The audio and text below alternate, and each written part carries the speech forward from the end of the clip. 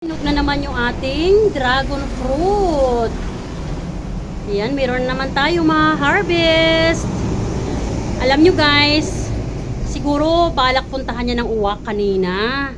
Kasi nakita niya hinog na. Ang laki-laki pa naman oh. Tapos, tinungtungan niya to. Hindi siya kinaya. Malaki yung uwak siguro, mataba. Nahulog ito, sayang oh. Tingnan nyo guys oh. Sayang. Pero para hindi siya masayang, try ko siyang ilagay sa sinigang. Nakita ko sa online, ginugulay nila yung dragon fruit eh. So, ilagay ko na lang siya sa sinigang. Ayun. Bukas na natin yan harvestin. Marami pa dun guys oh. Ayan. Ito, bago pa lang siya. Doon sa harap, marami pa. Mga hinog na rin. Ayun. Saan ba? Nakita nyo? Ayun o, isa. Aniba lang na. And ayun, meron din doon. Sa ilalim. Ayan o. Nakaharap sa kalye.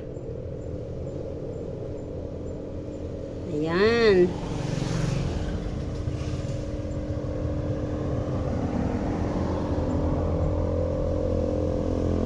Nakita ko nga yung bata kahapon, binabato niya ito.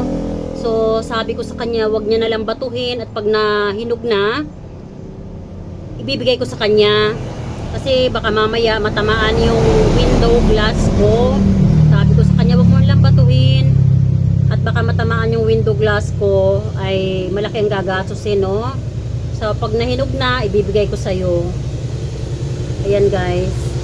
So ito ay para dun sa bata na yon kasi hindi pa siguro niya natitikman yan.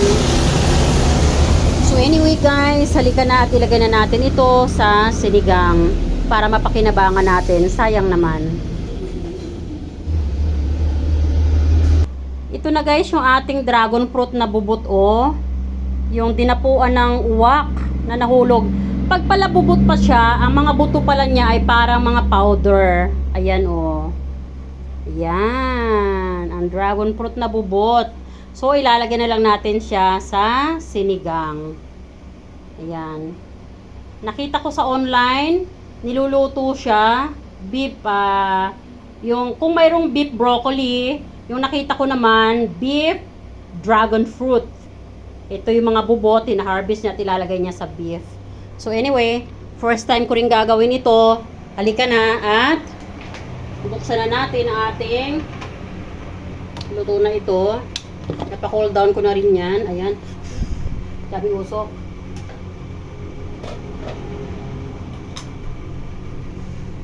Ito, lambot. Ayan, nagwiwigil-wigil na siya. So, ayan guys. Durugin natin yung mga gabi para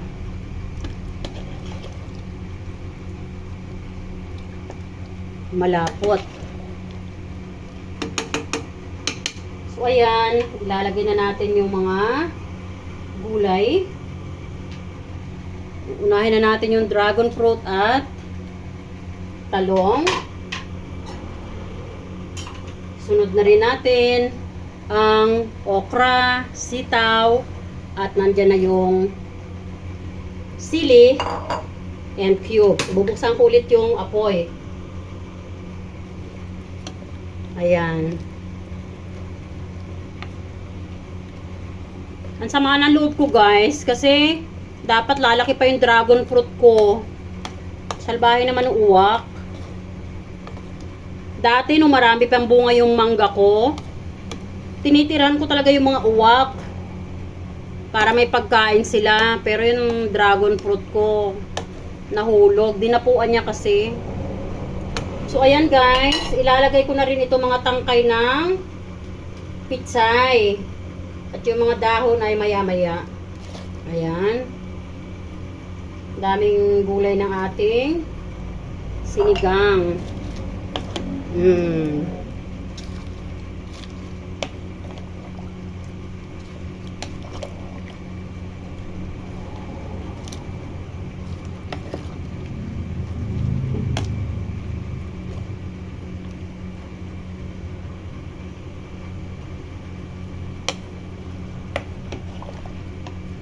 Sarap ng ating sinigang, guys.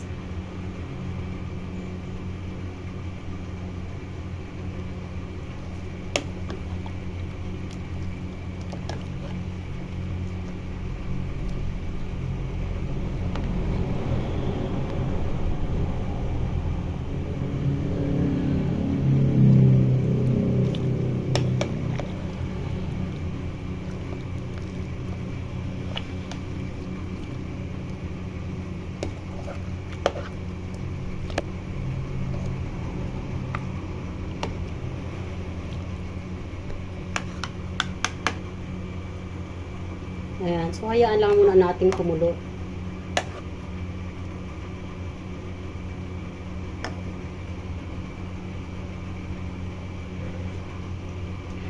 Sarap.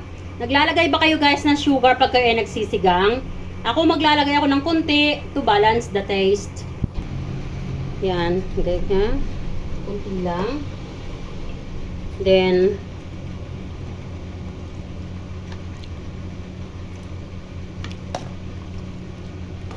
ayoko ng overcook na gulay. Gusto ko half cook lang. Gusto ko yung medyo ay crunchy. And then, ilalagay ko na ang ating dahon ng pichay.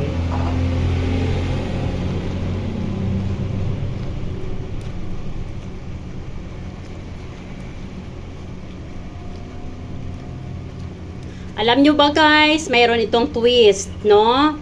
Lalong pasasarapin ang ating sinigang.